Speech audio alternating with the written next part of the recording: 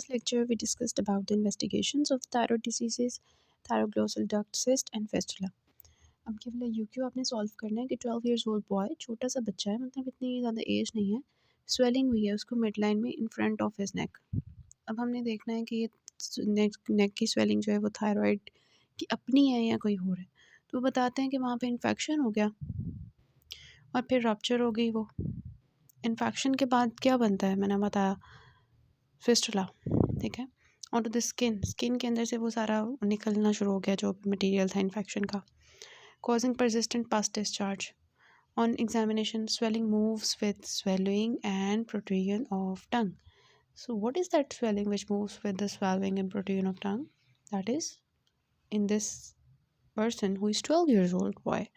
तो एक तो छोटा बच्चा होगा, ज़्यादा बड़ी एज नहीं होगी, इस तरह की स्वेलिंग होगी और इन्फेक्शन के बाद उसमें से पस आना शुरू हो गई है स्किन के ऊपर, और साथ में वो स्वेलिंग जो है वो move with swelling and protrusion of tongue है ऊपर की तरफ। तो this is thyroglossal duct cyst converting into thyroglossal duct fistula, ठीक है। So what is the surgical management of this case? Cyst trunk operation, जिसमें हम क्या करेंगे कि excision of whole thyroglossal tract which involves removal of the body of hyoid bone up to the base of the trunk. Next question is, name the ectopic sites of the thyroid gland. तो it can be tongue, ठीक है। टंग मतलब कि thyroid gland अपनी जगह के अलावा कहीं और है, तो वो ज़ुबान में भी हो सकता है, मतलब कि जहाँ से निकला था ना उस वाले फोरामेन सीकम के लेवल से, वहाँ पे भी हो सकता है। तो दैट इज़ लिंगुअल थायराइड, ठीक है। लिंगुअल थायराइड भी हो सकता है और अलॉन्ग द पैथवे भी हो सकता है। अलॉन्ग द पैथवे अगर हो जाए तो उसकी पिरामिडल लोब रह जाती है, तो ये हो जाता है। उसके बाद एनॉमलीज ऑफ थायरोग्लॉसल ट्रैक्ट, हमने दो तरह की पढ़ी है, thyroglossal duct cyst and thyroglossal fistula. Then what is struma ovarii? Struma ovarii is a rare form of monodermal teratoma. It is monodermal teratoma. It is specialized or monodermal teratoma predominantly composed of mature thyroid tissue. So it is specialized or monodermal teratoma predominantly composed of mature thyroid tissue. लिख रही हूँ साथ साथ ताकि याद रहे। Thyroid tissue must comprise more than 50% of overall tissue to be classified as stroma ovari, which can cause hyperthyroidism. ठीक है। इसके अलावा ये होता है कि मतलब ये ना इसमें होता है कि ये जो ट्यूमर बनता है ना, इसमें ये होता ओवरी के अंदर है, ठीक है। ओवरी के अंदर स्ट्रोमा ओवराई मतलब ओवरी के अंदर थायराइड का एक टिश्यू बन गया है जो कि एक्चुअली 50% से ज़्यादा टिश्यू जो है वो थायराइड टिश्यू है, और वो T3 T4 हार्मोन प्रोड्यूस कर रहा होता है और हाइपरथायराइडिज्म कॉज कर रहा होता है। तो मतलब वो ओवरी के अंदर बना हुआ टिश्यू टेराटोमा, ठीक है। जैसे आपने टेराटोमा में पढ़ा हुआ, उसमें डिफरेंट एलिमेंट्स होते हैं, हेयर होते हैं, फिर उसके अंदर बाल होते हैं, बोन्स होती हैं, कार्टिलेजेस होते हैं, इस तरह थायराइड टिश्यू भी बन जाता है। तो ज़रूरी है कि ओवरी के अंदर ही हो, कहीं भी बन सकता है, तो इस वजह से इसके नाम में ओवराई है। इसका मतलब कि नहीं ओवरी में बनेगा, कहीं भी बन सकता है। 50% से ज़्यादा थायराइड टिश्यू होगा इसके अंदर, वो हाइपरथायराइडिज्म कॉज कर रहा होगा। मेच्योर थायराइड टिश्यू होगा, बिल्कुल मेच्योर होगा, मतलब सही पता चल रहा होगा थायराइड टिश्यू है, और मेजॉरिटी आर बेनाइन ट्यूमर्स। तो this is about the struma ovarii. अब नेक्स्ट पार्ट करते हैं हम start, that is about the goitre. So goitre is what simply enlargement of thyroid gland. Thyroid gland enlarge हो गए, इसको सिंपली हम क्या कहते हैं, गोइटर हो गया। अब ये नॉर्मल फंक्शनिंग भी हो सकता है गोइटर, हाइपो फंक्शनिंग मतलब काम कम भी हो सकता है, काम ज़्यादा भी हो सकता है। अगर नॉर्मल फंक्शंस हैं तो उसको हम कहेंगे यूथायरॉयड है। अगर कम काम कर रहा है, हाइपो फंक्शनिंग है, तो हाइपोथायरॉयडिज्म है। अगर ज़्यादा काम कर रहा है, हाइपर फंक्शनिंग है, तो हाइपरथायरॉयडिज्म है। लेकिन देखें, एक ग्लैंड जो है वो तीनों इनलार्ज है, मतलब ये ग्लैंड इनलार्ज है, ये दूसरा पेशेंट है उसका इनलार्ज है, तीसरा पेशेंट है उसका इनलार्ज है। तीनों पेशेंट्स जो हैं उनका ग्लैंड इनलार्ज है, ठीक है।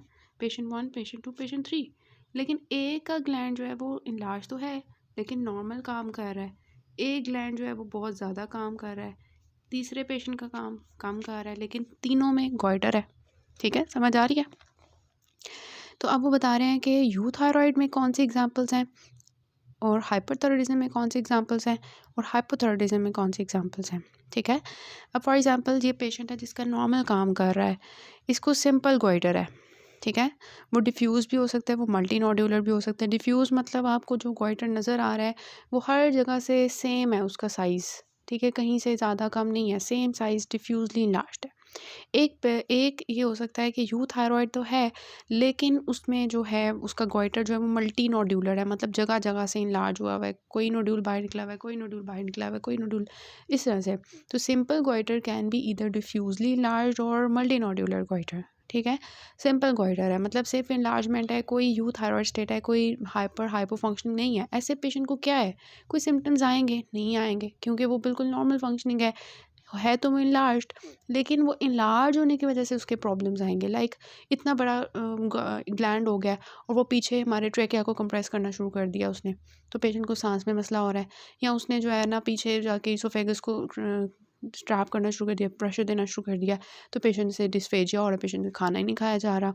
ठीक है, या उसने इलाज होकर किसी इर्द गिर्द की नर्व को डैमेज कर दिया, लेरेंजियल नर्व को, तो होर्सनेस ऑफ वॉइस। मतलब उसके इलाज होने के तो प्रॉब्लम्स होंगी पेशेंट को, लेकिन उसकी हाइपो वाली कोई प्रॉब्लम नहीं है। लाइक उसको हाइपरथायरॉयडिज्म के साइंस नहीं आएंगे बॉडी में, हाइपो के साइंस नहीं आएंगे। यूथायरॉइड का मसला सिर्फ प्रेशर वाला है। ठीक है, लेकिन जो हाइपरथायरॉयडिज्म वाला लार्ज गोइटर है उसका मसला है, वो हाइपरथायरॉयडिज्म बहुत मसले की बात हो सकती है उसके लिए। T3 T4 हार्मोन्स का लेवल एक हद से ज़्यादा हो जाए तो आपको पता है क्या होता है बॉडी में। इसी तरह हाइपोथायरॉयडिज्म वाले पेशेंट को प्रेशर के भी मसले होंगे, हाइपो वाले भी मसले होंगे। ठीक है, तो इस तरह से हमने देखना होता है। तो देखिए इसकी टाइप्स, सिंपल गोइटर है तो वो डिफ्यूजली भी लार्ज हो सकता है और मल्टी नोड्यूलर भी हो सकते हैं। टॉक्सिक में हाइपरथायरॉयडिज्म की एग्जांपल्स हैं Graves disease, multi nodular, toxic adenoma. ठीक है, इन तीनों में क्या हो रहा है, हाइपरथायरॉयडिज्म है। T3 T4 हद से ज़्यादा प्रोड्यूस हो रहे हैं। हाइपो में क्या है, यूजली मल्टी नोड्यूलर होता है, या आपको हैशीमोटोस जो होता है उसमें हाइपोथायरॉयडिज्म मिलता है ना, तो मोस्टली आपको मल्टी नोड्यूल मिल रहे होते हैं उसकी थायराइड ग्लैंड के अंदर। और इसके अलावा न्यूप्लास्टिक है, वो बिनाइन भी हो सकता है, वो मेलिग्नेंट भी हो सकता है। इसके अलावा जो है इन्फ्लामेटरी, मतलब थायराइड इनलार्ज हुआ हुआ है और वो इन सब में से कोई ऑटोइम्यून हाशिमोटो डिजीज़ में से है, ग्रेनुलोमेटस डिक्वार्वेंस है, बैक्टीरियल वायरल है या रीडल्स है। तो दीज आर द गोइटर के enlarged goitre can B normal, can be hyper functioning, can be hypo functioning, can be neoplastic and can be inflammatory.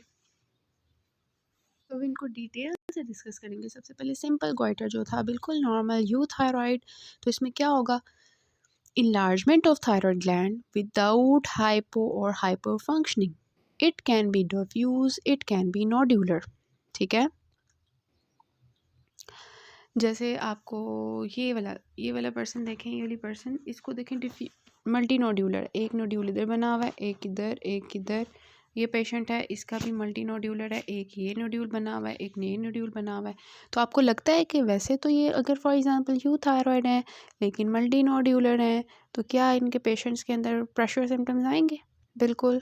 ठीक है, तो ये चीज़ आ जाती है। फिर पैथोजेनेसिस क्या होती है कि क्यों जो है यूथायरॉइड स्टेट होती है।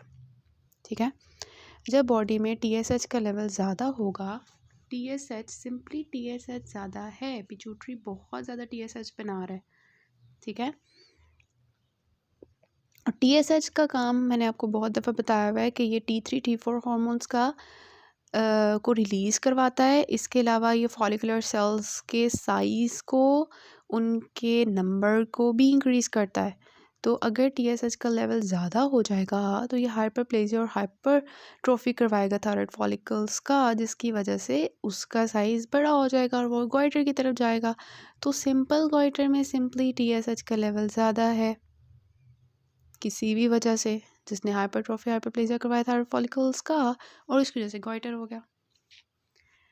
TSH क्यों इंक्रीज़ होता है? कौन सी सिचुएशन आपके माइंड में आती है TSH इंक्रीज़ हो रहा है, मतलब पिट्यूटरी ग्लैंड TSH क्यों ज़्यादा रिलीज़ कर रहा है? पिट्यूटरी एडिनोमा है। ठीक है, पिट्यूटरी ग्लैंड के अंदर कोई एडिनोमा बना हुआ है एंटीरियर पिट्यूटरी में, जो बहुत ज़्यादा TSH रिलीज़ कर रहा है। या ये हो सकता है कि T3 T4 हार्मोन्स कम थे, उन्होंने पिट्यूटरी को कहा हाइपोथैलेमस के थ्रू कि प्लीज़ TSH ज़्यादा करो ताकि हम ज़्यादा हो जाए। तो वाई TSH इंक्रीजेस, या तो पिट्यूटरी में एडिनोमा बना हुआ है जो TSH ज़्यादा रिलीज़ कर रहा है, या T3 T4 हार्मोन्स कम से उन्होंने हाइपोथैलेमस को कहा TSH रिलीज़ करो, TSH निकालो पिट्यूटरी में से। तो this is why TSH increases. और जब TSH इंक्रीज होगा तो मैंने आपको बताया hypertrophy hyperplasia of thyroid follicles resulting in goitre. Why nodules form, अभी हमने कहा कि simple goitre can be diffuse, can be multi nodular. तो वो मल्टी नोड्यूल्स कैसे बन जाते हैं? एक बात याद रखें, शुरू में जो थायराइड ग्लैंड होता है वो डिफ्यूजली इनलार्ज होता है, और जब आपको एक पेशेंट नज़र आ रहा है वो डिफ्यूजली इनलार्ज गोइटर है, कहीं से इधर उधर से अनइवन नहीं है, तो आपने सोचना है कि ये अभी अर्ली स्टेज है गोइटर की और इट इज़ रिवर्सिबल। लेकिन अगर पेशेंट वो आता है बहुत देर बाद और उसके मल्टी नोड्यूल्स बने हुए हैं, जैसे मैंने आपको नीचे पिक्चर्स दिखाई हैं, अब आपने सोचना है इसको गोइटर बहुत अरसे से है। आपने पूछना है कितनी देर से है, ये आपको बताएगा हाँ इतने साल पहले से। Means this is late stage, और late stage is usually irreversible. जब आपको नोड्यूल्स नज़र आ जाते हैं you will say this is irreversible. अब इसको मैं दोबारा इसकी छोटा नहीं कर सकता सर्जरी के बगैर, ठीक है, सर्जरी करूँगा तो निकालूंगा, छोटा नहीं हो सकता, लेकिन जो डिफ्यूज़ है उसको मैं छोटा कर सकता हूँ दवाइयों से, ठीक है। तो देखिए नोड्यूल्स कैसे बनते हैं। जब मैंने आपको कहा TSH ज़्यादा है, TSH क्यों ज़्यादा है, उसके 2 कॉजेज़ मैंने आपको बता दिया। और TSH ज़्यादा है तो वो फॉलिकल्स की हाइपरट्रॉफी हाइपरप्लेजिया कर रहा है और जो है ग्लैंड इनलार्ज कर रहा है। तो TSH जब इंक्रीज़ होगा तो वो पूरे ग्लैंड का इनलार्ज करेगा, ठीक है। जब TSH ज़्यादा होगा, ग्लैंड इनलार्ज हो रहा है, तो ऑब्वियसली क्या होगा, T3 T4 भी ज़्यादा हो जाएगा TSH की स्टिमुलस की वजह से। जब T3 T4 ज़्यादा होंगे तो वो क्या करेंगे, नेगेटिव फीडबैक देंगे, प्लीज़ TSH कम हो जाओ, ठीक है। तो TSH क्या हो जाएगा, कम हो जाएगा, ठीक है। अब जब TSH कम होगा तो वो जो स्टिमुलस जा रहा था थायराइड ग्लैंड को कि हाइपरट्रॉफी हाइपरप्लेजिया वो ख़त्म हो जाएगा, तो थायराइड ग्लैंड वापस अपने नॉर्मल साइज़ में चला जाएगा। लेकिन अगर फॉर एग्जांपल पिट्यूटरी का एडिनोमा था, T3 T4 जितने मर्जी नेगेटिव स्टिमुलस दे दें उस एडिनोमा ने TSH का लेवल कम नहीं करना, ठीक है। तो वो क्या होगा, TSH दोबारा ज़्यादा होगा, TSH दोबारा ज़्यादा होगा तो वो ज़्यादा करेगा क्या, फिर इनलार्ज करेगा, उसको करता जाएगा, ठीक है। तो वो मतलब TSH T3 कोशिश कर रहा है कम हो जाए TSH, लेकिन TSH बढ़ता जा रहा है, फिर उसका ग्लैंड का साइज़ ज़्यादा होता जा रहा है, फिर T3 T4 ज़्यादा हो के उसको कम करने की कोशिश करें, लेकिन TSH फिर ज़्यादा होता जा रहा है।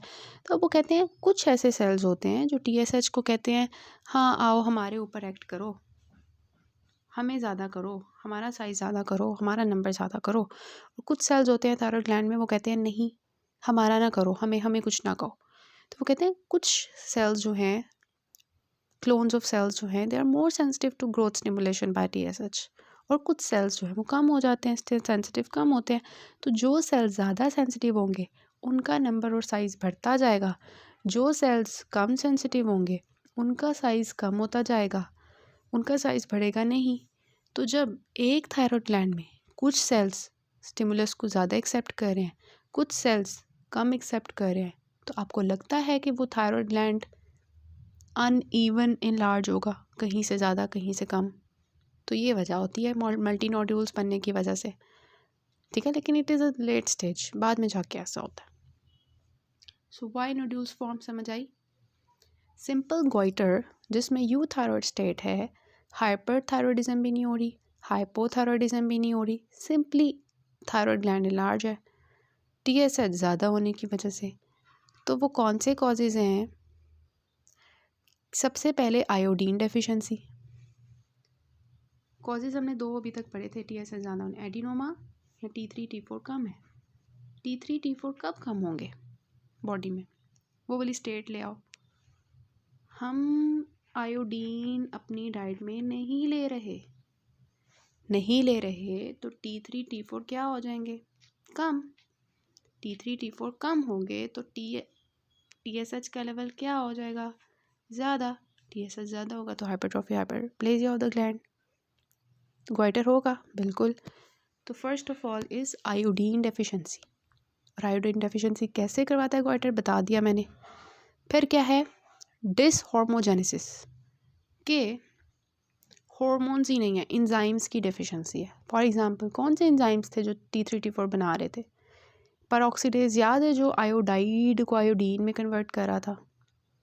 फॉर एग्जांपल उसकी कमी है तो वो क्या करेगा, एंजाइम्स नहीं होंगे तो T3 T4 क्या हो जाएगा, कम होगा तो TSH ज़्यादा, इन्लार्जमेंट ऑफ ग्लैंड।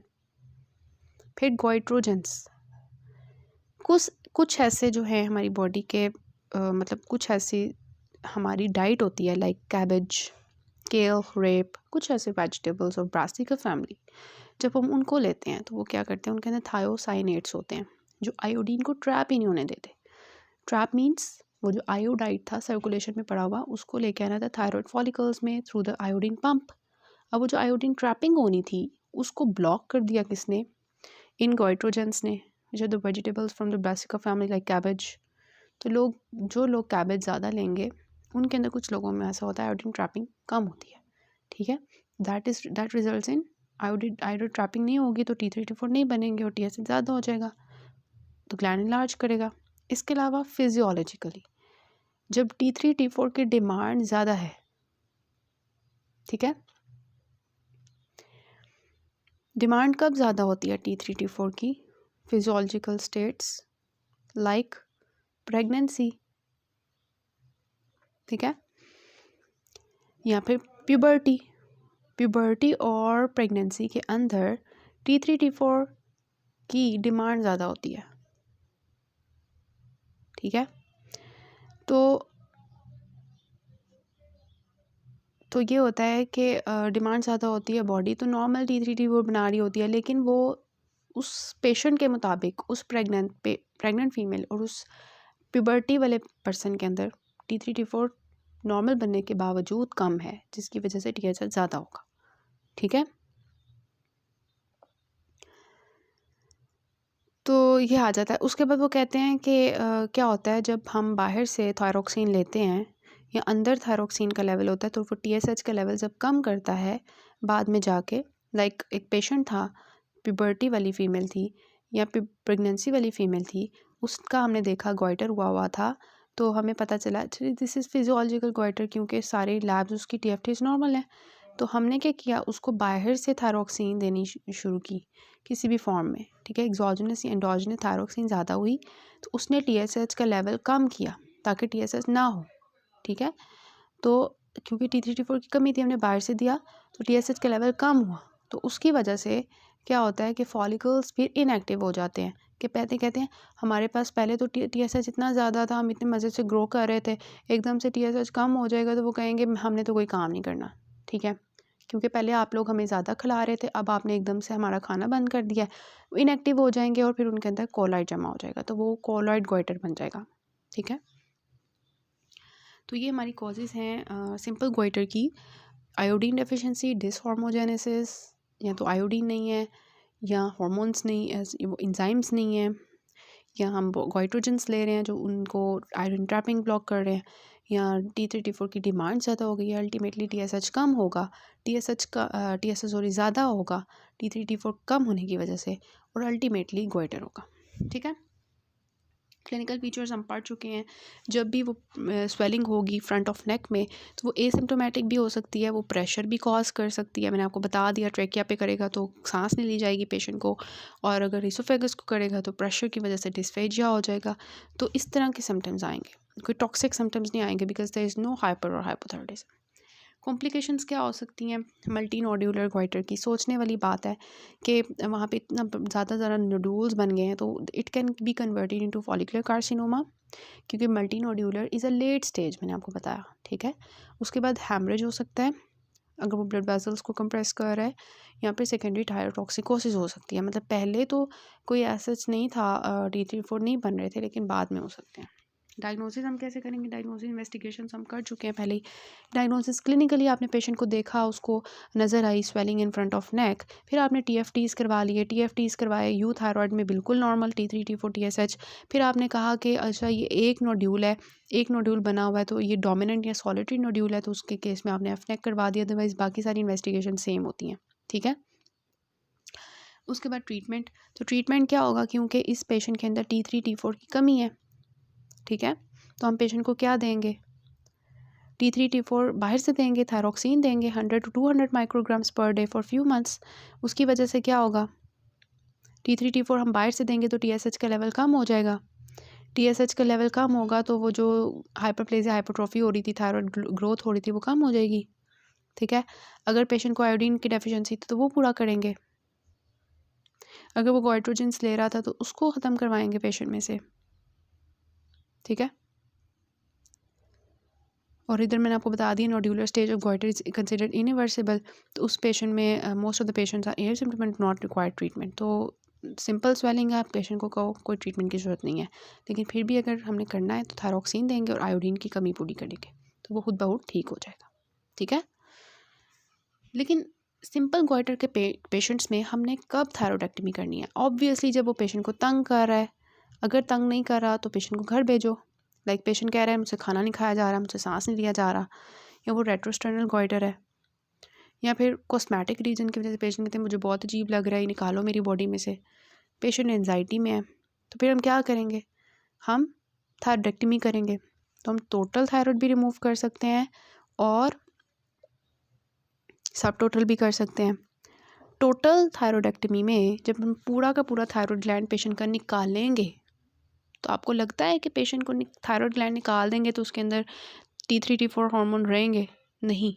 तो फिर हमने पेशेंट को समझाना है, हमने आपका थायराइड ग्लैंड रिमूव कर दिया तो आपको पूरी ज़िंदगी के लिए लाइफ लॉन्ग थायरोक्सिन लेनी पड़ेगी। Life long thyroxine 150 micrograms daily to avoid hypothyroidism. ठीक है। टोटल में हम पूरा थायराइड रिमूव करते हैं, सब टोटल में हम क्या करते हैं कि दोनों साइड्स पे 8 ग्राम्स थायराइड ग्लैंड जो है वो छोड़ देते हैं। 8 ग्राम्स यहाँ पे, 8 ग्राम्स, ताकि वो T3 T4 जो है वो निकालता रहे और हाइपोथायरॉयडिज्म ना हो और उसको पूरी ज़िंदगी थायरोक्सिन ना लेनी पड़ेगी। ठीक है। इसके अलावा सब टोटल थायरोइडेक्टमी का एक ये फ़ायदा है कि ये हाइपोथायरॉयडिज्म इसमें नहीं होगा और हमें थायरोक्सिन बाहर से नहीं लेनी पड़ेगी। इसके अलावा ये है कि जब हम थोड़ा सा थायराइड छोड़ देते हैं 8 ग्राम्स, तो उसकी जैसे पैराथायरॉयड भी वहीं रहते हैं और उनकी भी कमी नहीं होती, उनके जो हार्मोन है PT जो भी है वो भी कम नहीं होगा। इसके अलावा less chances of injury to recurrent laryngeal nerve होगा। लेकिन इसका जो डिसएडवांटेज है सब टोटल थायरोइडेक्टमी का, वो ये कि जो हमने अंदर थायराइड टिश्यू छोड़ दिया है ये दोबारा से बड़ा हो जाएगा, रिकरेंट गोइटर कॉज कर सकता है। इस वजह से हम पेशेंट्स को कहते हैं कि आपने सर्जरी करवानी है तो आपको पूरी ज़िंदगी ये दवाई लेनी पड़ेगी। अगर आप आधा रिमूव करते हैं, थोड़ा सा छुड़वाते हैं, तो फिर ये दोबारा हो सकता है। ठीक है। तो ये चीज़ें समझानी होती हैं उसको। अब नेक्स्ट पार्ट से हम हाइपोथायरॉयडिज्म करते हैं।